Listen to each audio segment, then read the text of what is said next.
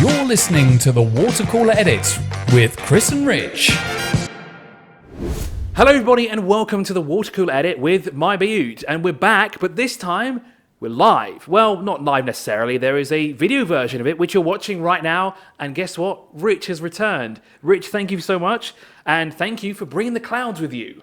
No worries at all. I'm back from glorious London.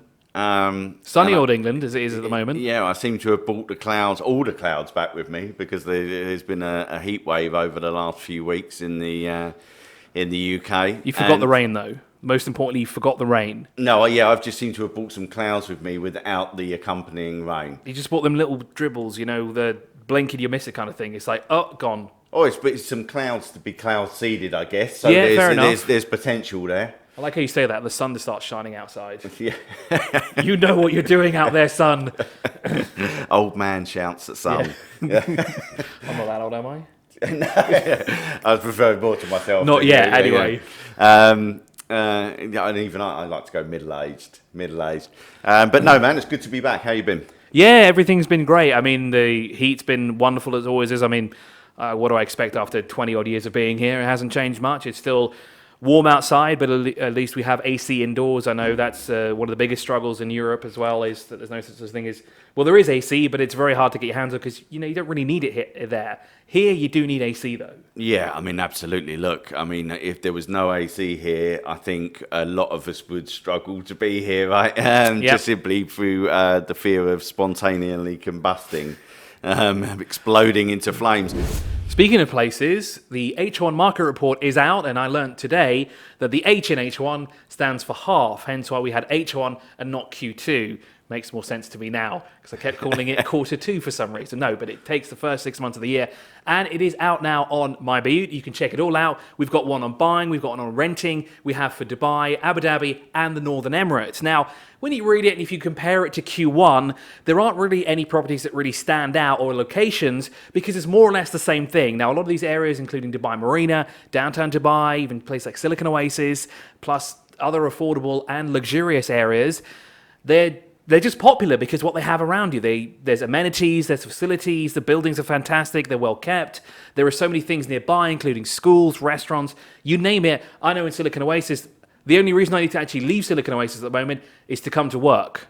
We could move the office there to Silicon Oasis. I wouldn't have to leave. I could stay within the confines of my community, but that's the way life works. But looking at the market report, as I said, not really any major changes now, Rich, are there?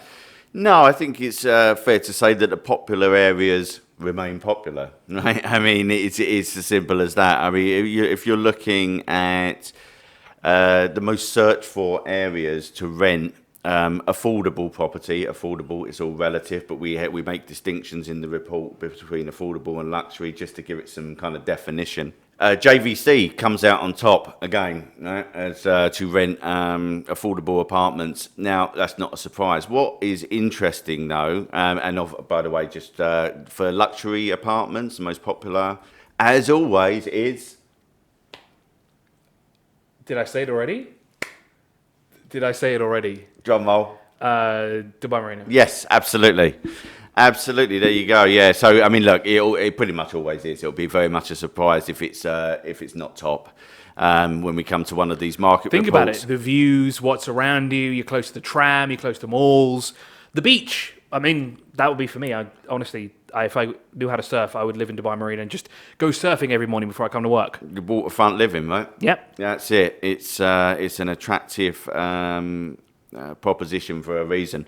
But I think one of the things we have to note is that rents are climbing. They're going up. It's like fuel prices, right? They've gone up fuel has gone up by 56% already this year, if not more, judging by the calculations that we have. And it seems to be rent has gone up by how much? Right, so in the affordable segment, this is across villas and apartments, so it's an average. Rents have risen by up to 29%. In the first half of 2022, which is, let's be honest, considerable. What about the luxury one now? Right, the luxury one, let's be honest, it's a Burger King. It's a Whopper. It's a Whopper of a rise. It's by up to 43% in some areas. Now, look, obviously, when we say this, some areas are affected more than others. Like renting on the Palm, for example, has gone through the roof. It was already expensive. It's become a lot more expensive. There's other areas that haven't been affected as much.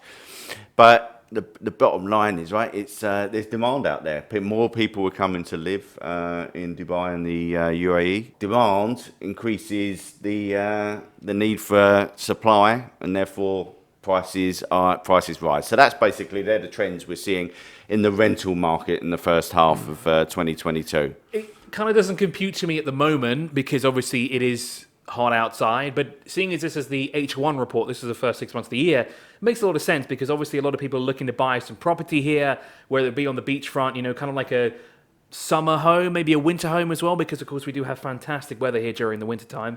It's just a little bit hot during the summertime. But of course people are nabbing up the property because there was a small decrease in property earlier this year. I myself was looking at it as well, and I kept my eye on it, and I just watched them go up and up and up, and I kind of regret the decision not buying then. And the trends shown in the market report reflect exactly what you've just said. I'll tell you what's quite interesting though.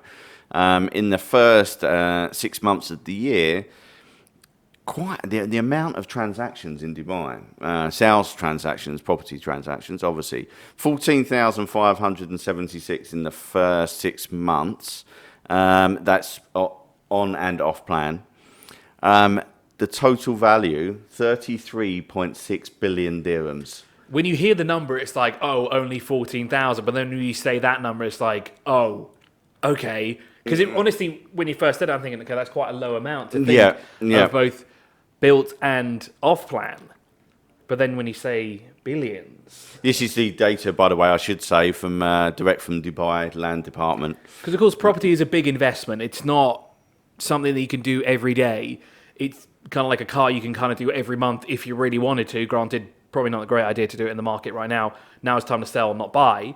But property is a little bit different, obviously, because it's kind of like a yearly thing that you look at, or kind of like a, let's say, bi-yearly, I guess, and every couple of years. It's not something you look at every single month. No, absolutely. And like you're right, when you first say that 14,576 doesn't seem like that much, but when then you look at 33.6 billion dirhams, that does seem like a lot, right? So it doesn't take much for that cash to add up. Interestingly, the most prolific area of those transactions was Dubai Land with 3,037. Followed by Jumeirah Village Circle with 2,491, and respective mentions for Damac Hills 2, which is Akoya, the artist formerly known as Akoya, the Springs and Arabian Ranches. They all saw a fair amount of transactions, property transactions in the first 6 months of the year. So some interesting data there, right? I'm back with my stats. Pulling out the stats. Speaking of stats, Rich, is something that both you and I are very fond of, because there's been a recent study that says, what is it, you said 90% or something like that of the UAE's population plays video games. And we're not talking about chess and these kind of things. We're talking about video games. Yes, a lot of them are on mobile, most likely probably Fortnite, PUBG, and probably a bit of Candy Crush thrown in there. But 90-ish% is an insane amount.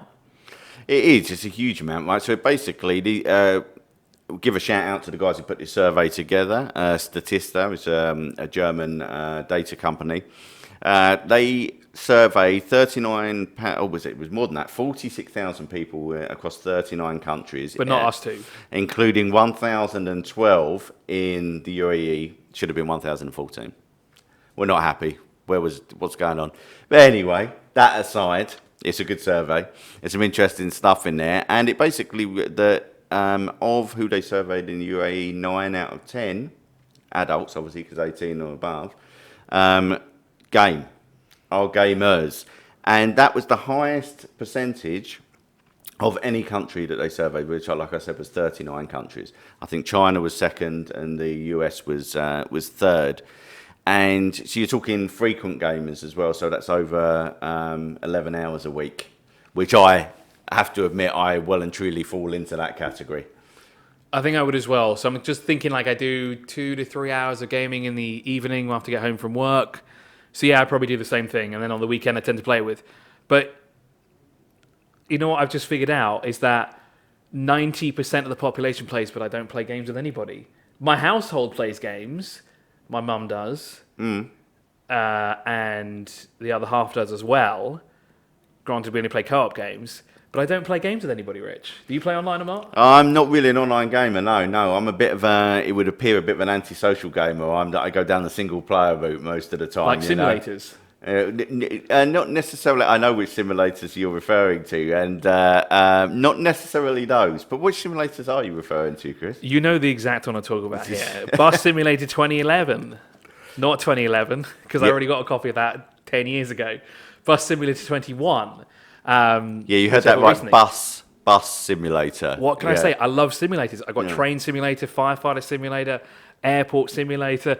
I love these things. I saw one recently called Power Wash Simulator, and there's another one called Lawn Mowing Simulator. Granted, I want to do none of this in my actual life, except for driving a bus. It's been a passion of mine since I've been very small, and I have driven a bus once, but not on the actual road. Something I've always wanted to do. Nice. So actually, the simulator part of it is something that I want to do. It's a childhood. It's like a childhood dream coming to virtual reality. Playing My Little Pony probably isn't one, but I'm trying to get my hands on one. I will eventually. So, Rich, the other thing that we're talking about as well before we start recording this was the growth of gaming facilities here. Now, I'm not talking about internet cafes. These are the good old days. Oh, internet cafes. Yeah. There's a gravestone somewhere in the world with internet cafes written on it. It's such a shame that they don't really exist anymore, but that's where we used to go. I used to love those. But when you were on holiday as well, and it was a way of I'm showing my age here, right? But it was a way of contacting back home without having to do the phone call and all the rest of it. You used to go to an internet cafe. I remember going to one in Orlando, in Florida. Who used it? What? We used it to play video games. No, I'm talking. This is before now you're going this bit. What forget next? This bit. This is just making me look too old. Yeah. What next? You're going to say you had a pager. I got offered one at a job once, and So one piece of tech I don't actually own. I'd like a pager actually. I'd like to understand how it actually worked because I just don't understand it. Anyway, so we've evolved from internet cafes. I want to say that we have these facilities that offer places for us to have a good time with our family and friends and not have to confine them into one room. We can take them to this huge place where we can play retro games, we can play arcade cabinets, we can go bowling, we can sit and have a meal as well. I mean, Blue Waters, what's the place called in Blue Waters? Brass Monkey on Blue Waters Island. Then there's the other one, Wave House on the Palm. I get the two confused all the time. Then you've got loads of other Atlantis, isn't it? Yeah. Then you've got loads of other places that are kind of cropping up. I mean, I just checked out the VR park after reading the MyBayut blog in Dubai Mall, and I actually saw that the place was huge. I thought it was just one floor. It's on 3. And there are things all over the place. They had bumper cars, they had PS5s and PS4s that you could play on. They had traditional arcade cabinets, VR stuff. It was awesome. It's a gaming metropolis is what it is. And very, very popular. And shouts to, as we know, how popular gaming is in this country. More and more of these places are cropping up. But I kind of like places like Brass Monkey and Wave House because it can be like a family experience, right? Like you say. So it's not just you've got the arcade with the retro video games, retro arcade games, going back to like stuff like Mrs. Pac-Man and things like this, like real classics. You've also got stuff like air hockey, right? Who doesn't love air hockey? You've got the old basketball hoops trying to see how many you can get within a minute and stuff like that. But for the gamers there's real modern arcade games as well. I mean, also you'll have your kind of stuff like Mario Kart where you can all play in the same race and things like that. Really good, enjoyable times. Family times, Chris. No, but I think more and more of those places are cropping up. The reason why more and more are cropping up is because of the popularity of gaming and popularity of fun, arcadey type places. We also have this thing about nostalgia at the moment as well, and it's great to see a lot of these older games sort of resurfaced. I mean, I'm a huge fan of Outrun, and I found I think it's the one in Dubai Bowling Centre. They had 4 of the machines, and they even had like a 2-seater version, so you could sit with other people. Granted, they just have to watch you, but it was good fun. It was so much fun.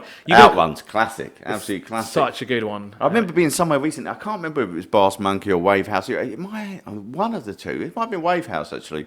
Had Street Fighter 2, the original arcade machine. I'm not good at fighting games. I'm more of a racing game. Oh, I wasn't very good at it. You know, I Smack the buttons. I had it on the SNES, and I did eventually complete it, but it took way longer than it should have done. But look, that's classic. That's an example of the kind of proper ultra classic arcade games that you're getting in these places. It's not just kind of superficial stuff. There's some real good stuff there for hardcore gamers as well, you know. Well, Rich, this has been a really insightful podcast. Actually, no, it's not a podcast anymore because of that. It's a vodcast, of course, isn't it? Yeah, we're a podcast stroke vodcast. Yeah, we're the best of both worlds. Of course, you can listen and you can watch on all your favorite streaming platforms and social media. Don't forget to like, share, and subscribe. I know you can't do it on all of them, but you can like and share on everything. So make sure you do that. And thanks, Rich, for joining us. This time, please bring clouds. I will. I'll bring clouds and rain next time I come back from the UK. Cheers, guys. See ya. You're listening to the Water Cooler Edit with Chris and Rich.